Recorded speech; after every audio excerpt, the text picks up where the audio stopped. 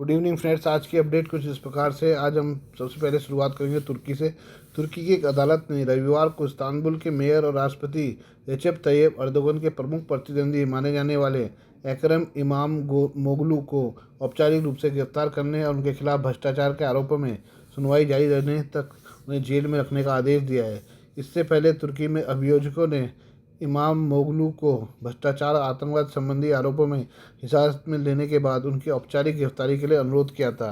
Imamoglu को इस सप्ताह की शुरुआत में हिरासत में लिए जाने के बाद तुर्की में राजनयिक तनाव बढ़ गया है और देश भर में व्यापक पैमाने पर विरोध प्रदर्शन हुए हैं। प्रदर्शनकारियों ने अपना विरोध जताने के लिए कई शहरों में रैलियां निकाली। कई लोगों का मानना है कि ये गिरफ्तारी राजनीतिक रूप से प्रेरित है और ये कार्रवाई इसलिए की गई ताकि 2028 में होने वाले राष्ट्रपति पद के चुनाव में अर्दोगन के प्रमुख प्रतिद्वंदी को मुकाबले से हटाया जा सके। सरकारी अधिकारियों ने इस आरोप को खारिज करते हुए कहा कि तुर्की की अदालतें स्वतंत्र हैं।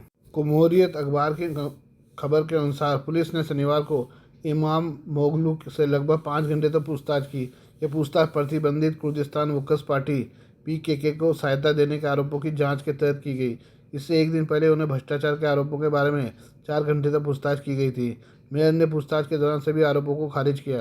पीकेके को तुर्की ने आतंकी संगठन घोषित किया हुआ है। बाद में उन्हें अभियोजकों द्वारा पूछताछ के लिए एक अदालत ले जाया गया। उनके साथ हिरासत में लिए गए लगभग 90 अन्य लोगों को भी पूछताछ के लिए ले जाया गया। पुलिस ने इमामोग्लू को बुधवार को उनके घर पर छापे के बाद हिरासत में लिया था। रिपब्लिकन पीपल्स पार्टी सीएचपी ने इस गिरफ्तारी के बावजूद इमामोग्लू को राष्ट्रपति पद के अपने उम्मीदवार के रूप में समर्थन देने के लिए प्राइमरी चुनाव प्रक्रिया शुरू कर दी है।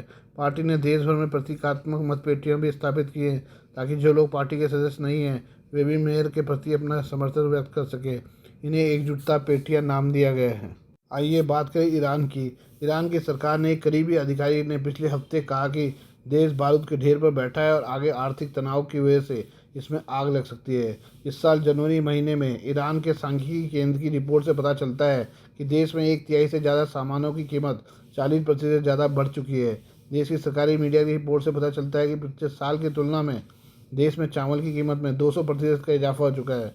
इसके अलावा आवास की कीमतों के साथ साथ दैनिक इस्तेमाल की चीज़ों के दाम भी काफ़ी बढ़ चुके हैं। राजधानी तेहरान में महंगाई 60% से ज़्यादा बढ़ी है और ईरान की करेंसी अब गर्त में जा चुकी है। अमेरिका ने 2018 में प्रतिबंध लगाया था, उसके बाद से डॉलर के मुकाबले ईरान की करेंसी 90% से ज़्यादा अपना वैल्यू खो चुकी है। हालांकि आधिकारिक तौर पर सरकार ने देश में 40% मुद्रास्फीति बताई है, लेकिन एक्सपर्ट्स का मानना है कि असली महंगाई की स्थिति इससे कई ज़्यादा है। देश में करीबी दर 50% को पार कर चुका है। पिछले हफ्ते ईरान के जमहूरी इस्लामी अखबार ने इस्फहान के रहने वाले 42 साल के शिक्षक अली रिजा यूसुफी के हवाले से कहा था कि स्थिति हर दिन खराब होती जा रही है। मैं अपना किराया नहीं दे सकता, अपने बिलों का भुगतान नहीं कर सकता या अपने बच्चों के लिए कपड़े नहीं खरीद सकता। अर्थव्यवस्था चौपट है तो औरतों के खिलाफ सरकार का जुल्म लगातार बढ़ता जा रहा है। जनवरी में जारी ईरान मानवाधिकार एनजीओ की रिपोर्ट में कहा गया है कि पिछले साल इस्लामी रिपब्लिक ने 17 वर्षों में महिलाओं को फांसी दिए जाने की अपनी सबसे ज़्यादा संख्या देखी है। पिछले साल ईरान में 31 महिलाओं को फांसी की सज़ा दी गई। इन महिलाओं में अपने अधिकारों के लिए प्रदर्शन करने वाली महिलाएं शामिल हैं। सबसे क्रूरता यह है कि जिन महिलाओं को फांसी दी गई उनमें से कुछ की उम्र 18 साल से कम है। रिपोर्ट में कहा गया कि फांसी की सज़ा पाने वाले 70% महिलाओं के ऊपर अपने पति की हत्या का इल्ज़ाम था। इन महिलाओं ने घरेलू क्रूरता से तंग आकर अपने पति की हत्या कर दी थी। इनमें से ज़्यादातर की उम्र 18 साल से कम थी। मानवाधिकार की रिपोर्ट के मुताबिक पिछले साल एक ऐसी महिला को फांसी दी गई जिसका नाम लीला धामी था।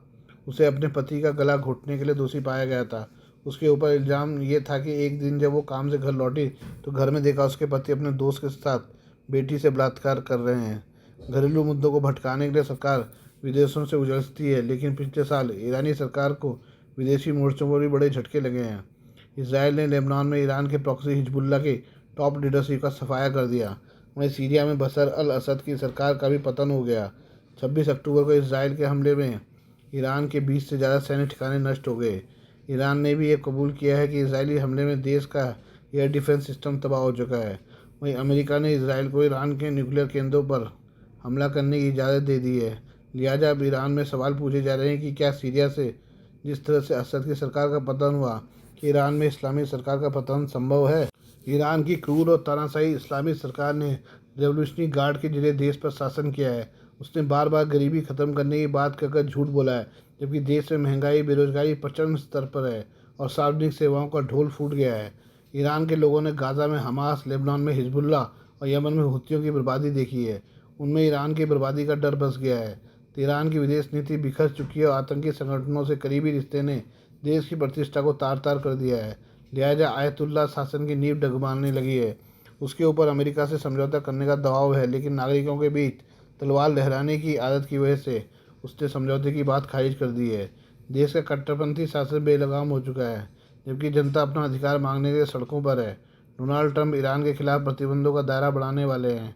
उनकी कोशिश ईरानी तेल की चीन में होने वाली बिक्री को रोकना है। अगर चीन ईरान से कच्चा तेल खरीदना बंद करता है तो यकीन मानिए ईरान 2 दिनों में घुटने पर आ जाएगा। ट्रंप का प्रतिबंध अगर कामयाब होता है तो देश की जनता का गुस्सा उबल सकता है। पिछले महीने ही ईरान की सरकारी मीडिया ने कहा है कि पिछले साल देश भर में कम से कम 216 प्रदर्शन हुए, जिनमें रिटायर्ड अधिकारी, मजदूर, मेडिकल स्टाफ, छात्र और कारोबारी शामिल थे।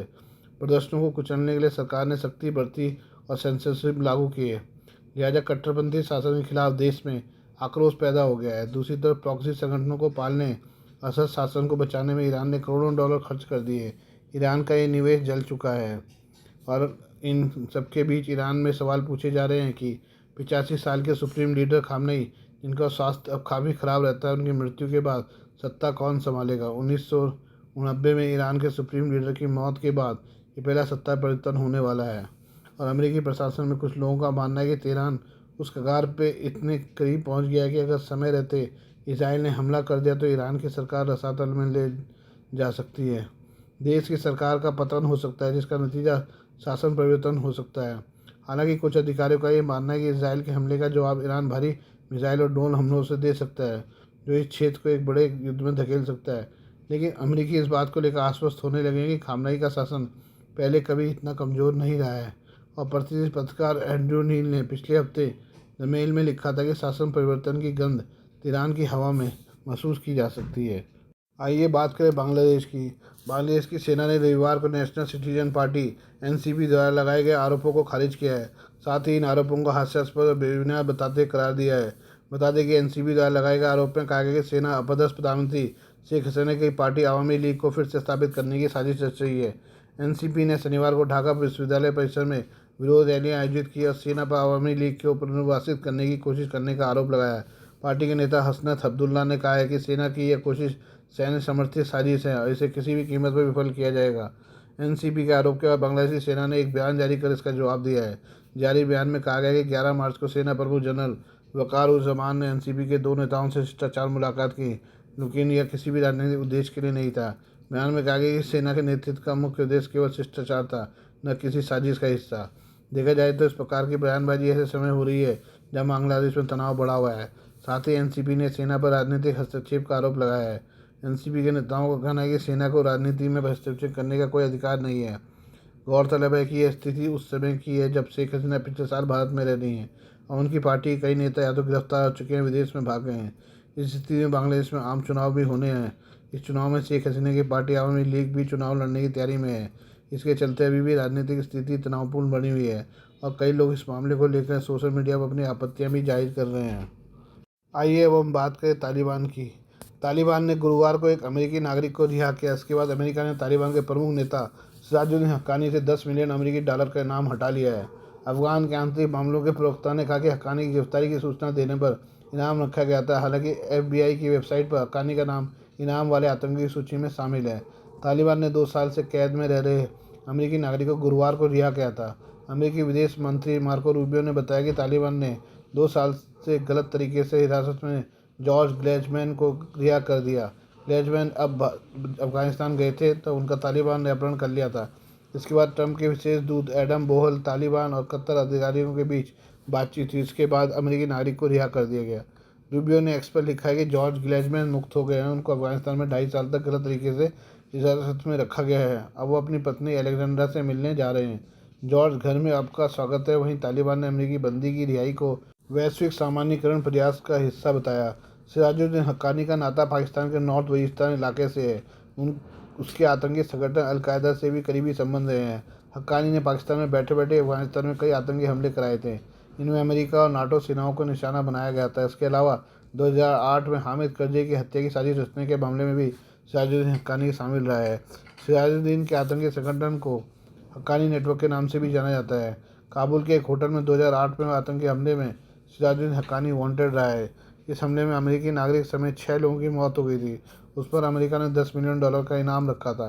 सरकार के खिलाफ हक्कानी नेटवर्क के ऑपरेशन की कमान जलालुद्दीन हक्कानी के बेटे सिराजुद्दीन ने संभाली, जो कि अपने पिता से भी खतरनाक माना जाता है। इसके बाद 2008 से लेकर 2020 तक अफगानिस्तान में कई बड़े हमलों में हक्कानी नेटवर्क का सामने आया है। मौजूदा समय में इस संगठन में 10,000 से लेकर 15,000 आतंकी होने का अनुमान है। हक्कानी नेटवर्क का नाम अफगानिस्तान में कई बड़े हमलों में शामिल रहा है। इनमें सैकड़ों की संख्या में अफगान नागरिक, अमेरिका और अन्य देश की सेनाओं के जवानों, सरकारी अफसरों की मौत हुई। इस संगठन के 3 सबसे बड़े हमले में एक हमला 27 अप्रैल 2008 में हुआ, जब हक्कानी नेटवर्क के आतंकियों ने तालिबान के साथ मिलकर तत्कालीन अफगान राष्ट्रपति हामिद करज़ई पर ही हमला बोल दिया। यह हमला एक अन्य हाई प्रोफाइल मिलिट्री परेड के दौरान हुआ था, जिसमें अमेरिकी राजदूत भी शामिल थे। इस घटना को आत्मघाती हमलावरों के साथ बंदूकधारियों ने अंजाम दिया था। हमले में अफगानिस्तान के एक सांसद समेत 3 लोग मारे गए। बताया जाता है कि अफगान राजधानी पर इस क्षमता का पहला बड़ा हमला था।